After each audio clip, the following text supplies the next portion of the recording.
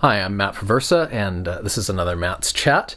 On this one, I am going to be making a tepid defense of Spotify.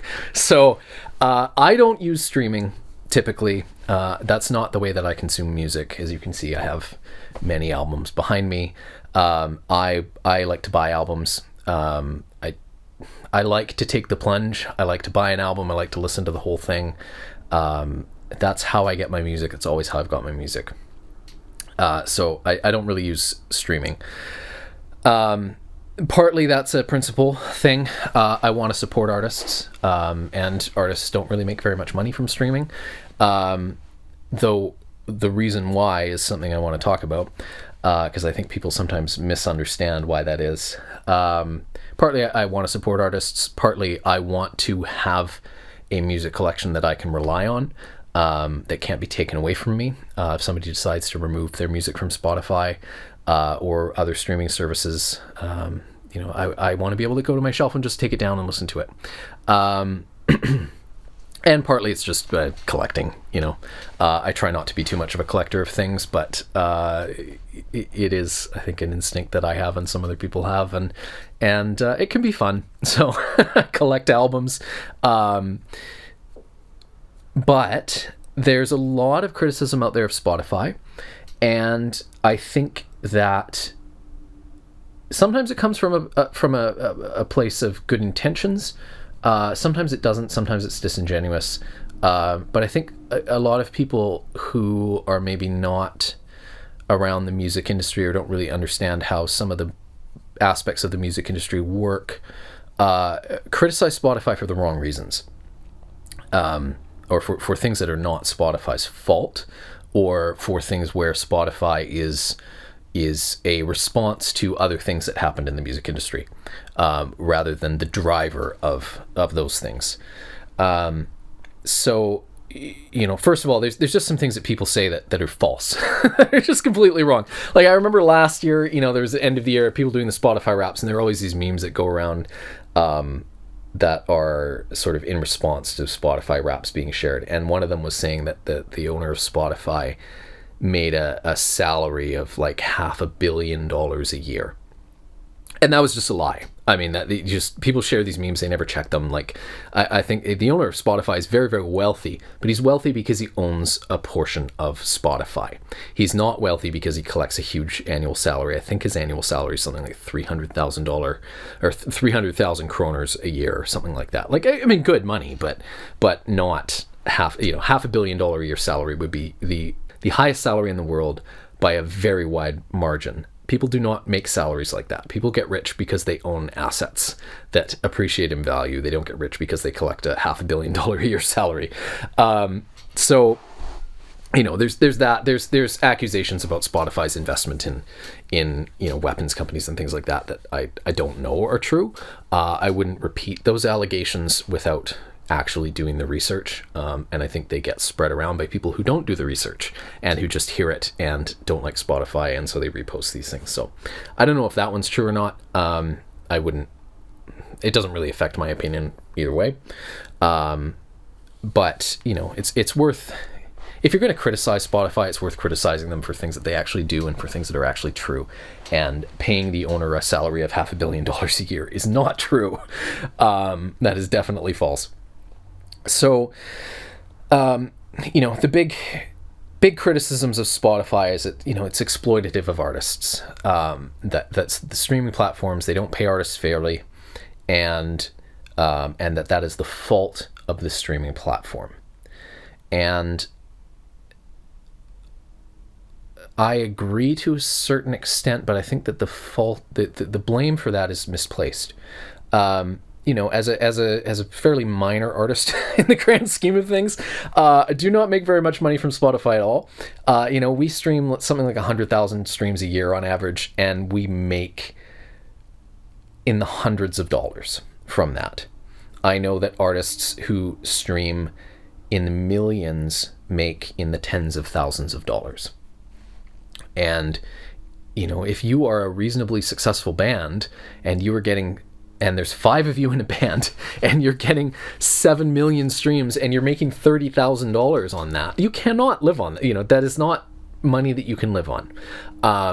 Whereas a band of that caliber in the 90s might have sold 100,000 albums in an album release cycle, say every 2 years, and might earn $400,000 or $500,000 to be split between 4 or 5 members of the band over a course of 2 years. You're not buying a mansion on that. That's $40,000, $50,000 a year. But you are able to live on that. And then you have supplemental income from touring and merch sales and residuals and royalties and things like that. So you can live fairly comfortably being a band that releases an album every 2 or 3 years that sells 100 or 150,000 copies. You cannot live comfortably being a band that streams 5 million streams on Spotify and makes $20,000 or $30,000 off of that. But why is that? I think people sort of see that and they go, well, it's Spotify's fault. And again, as somebody who doesn't use Spotify, I don't stream. I am not an investor in Spotify. I have no love for the platform or for any other streaming platform. Spotify is not the reason that Spotify doesn't pay artists very well. Spotify and the other streaming platforms, Tidal, Apple Music, YouTube, actually, I don't know if this is true of YouTube, but the other streaming platforms, the revenue splits with artists is typically 70-30. So of all the money that Spotify makes in a year, of all of their revenue in a year, gross, they pay 70% of that to artists. They retain 30% of that for themselves. And Spotify is not actually very profitable if you look at the long term. They've only started turning a profit recently. They lost money for a long time. So that 30%, almost all of that is going to pay Spotify employees. It's going to maintain the servers and the infrastructure that allows people to stream music. It's not going into the owner's pocket in a $500 million a year salary. That's not how he's making his money. And generally speaking, something like a 70-30 split with artists is pretty industry standard for a very long time. In fact, in some respects, it's better than what artists signed to a label would have gotten for CD sales, because back in the 90s, CD sales, they're going through a label, a distributor, they're going to the CD store, everybody's taking their cut. If a CD sells for $15, an artist sees $4 of that, that would have been pretty normal. So that's the artist seeing 30%. Rather than 70%, whereas in streaming or digital sales, the artist is seeing 70%. The reason that artists make so little on Spotify is because Spotify itself doesn't bring in very much revenue and relative to the size of the platform. And the reason that Spotify doesn't bring in a huge amount of revenue to pay artists, a cent per stream instead of a tenth of cent per stream is because people are not willing to pay for it. That is the bottom line. People either want ad supported and don't pay anything for it, and you are subsidized by the ads, and then some people use ad blockers, so you get no revenue from that at all, or they pay $10 a month subscription fee to listen to a huge amount of music, and that just does not generate very much revenue, and that's unfortunate for artists. It's not Spotify's fault. The reason that we got here, Spotify is a solution to a problem. Streaming platforms in general, I shouldn't just say Spotify, Tidal, Apple Music, YouTube Music, whatever. They are solutions to a problem, and the problem is piracy. So in the late 90s, Napster came onto the scene, shook up the music industry because all of a sudden, people my age and younger, I was 16 when Napster came out. I'm 42 now, so Napster's, file sharing has been around a long time. Everybody my age and younger has grown up in a world where you could just download every album that you wanted for free off of file sharing services or BitTorrent or whatever. And a lot of people tried to argue at the time that, this isn't actually going to affect the income of artists. I will put up a chart here showing the revenue from the music industry post Napster, and as you can see, it fell dramatically and still has not recovered to the level that it was in around 2000. And it created a generation of people, my generation and the generations that have followed, who no longer valued paying for music. Not all of them, obviously. Like, I still pay for music. Some of my friends still pay for music. Like I worked at a record store. Some people still buy music, but half of the population just decided that they weren't going to pay for music anymore, that they were just going to steal it. And really that, people make all these bad faith arguments about why it's not really stealing. It is stealing.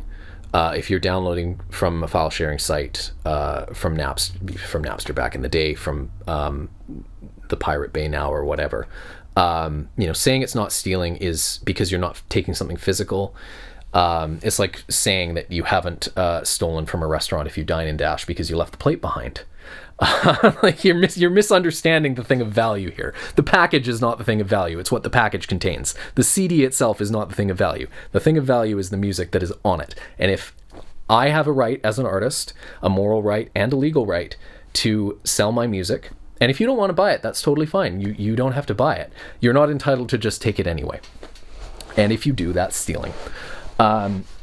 And unfortunately, half of my generation and the generations that followed decided that they didn't care and they just wanted the music. And that put the record industry and artists in a very difficult position because we could not make money selling albums anymore, or not make enough money to live on, not make enough money to fund an entire industry of professionals and artists anymore. And the only way that the music industry has been able to recoup some of its losses is by offering music essentially for free to people and to monetize it through advertising revenue and to make it easier to get music that way than to steal it. And that's how we have ended up where we are. That's why we have streaming services. That's why most people get their music from streaming services, is because the music industry had to compete with free. And the only way to do that is free or very inexpensive with additional, convenience factor. So a $10 a month subscription fee to a streaming service is not free, but it's less than buying an album, and it's more convenient than stealing. And so that's how we got to where we are today. The music industry, the platforms are still paying out 70% of their revenue to artists, and artists make very, very little from those streaming platforms.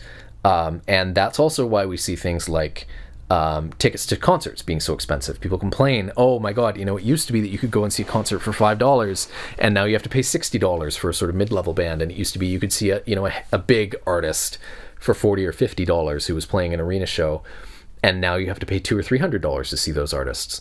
And it used to be the case that artists would generate their money from their record sales, and they would tour to support an album. And now that model has flipped on its head. You cannot live off album sales. So you now release an album to support a tour, and you charge people to attend the tour. You charge people $50 or $60 for a t-shirt. You charge the record collectors who are still actually interested in buying physical copies $60 for a vinyl record, because you no longer can sell 1 million CDs. You can only sell 10,000 LPs. And so you have to recoup that somehow in order to make your living. I mean, I don't make my living this way. This is for me, this is what I do on the weekends. I don't have to rely on this to live. So I am able to, I don't have to sell my work in that way, thankfully. But for people who do try and do this full time, and I know I've got friends, I know people who try to be full-time musicians, and the amount of hustle that they have to do that they didn't used to have to do, doing music lessons and selling merch and selling VIP packages so that fans can meet them before the show, all of that kind of stuff. That's all a consequence of the fact that you can't make money selling albums anymore. And the reason you can't make money selling albums anymore is that everybody 45 and under grew up in a world where they thought they were entitled to just get the music for free. And so, that is not Spotify's fault. Spotify is the reaction to that reality. Spotify is the consequence of that reality, not the cause of it. And if you don't like it, then my my advice is to do as I and other music fans who love physical albums do, and buy physical albums. It's the best thing you can do to support artists. You know, I make as much on one album sale as I make in a month on a streaming platform. So, you know, for artists bigger than me, obviously, it doesn't, you know, if you have a significant following and you've got millions of streams, you're obviously making more money than that on streaming, but you're still much better off to use Spotify as a replacement for the radio. You know, people used to make money on royalties on the radio. They used to get a few cents a play for a song being played on the radio. Use Spotify that way. Discover artists. Use the shuffle feature. You know, Spotify can help you get introduced to artists, and then when you hear somebody you really emotionally connect with, go buy their album. And if you don't want to, and you just want to get your music from streaming, that's totally fine, but don't blame the streaming companies for the state of the music industry. They are not the ones that are to blame. So thank you for sticking with me through that rant. I hope it was informative or helpful. I'm sure some of you have a different perspective, and that's fine. And I will be back in another week to do another one of these. So if you like this, please subscribe. Please check out some of the music on our channel. If you like the music, buy an album, because it does so much more for us than you know, the fraction of a cent we get from a YouTube or a Spotify stream. And we'll see you again soon.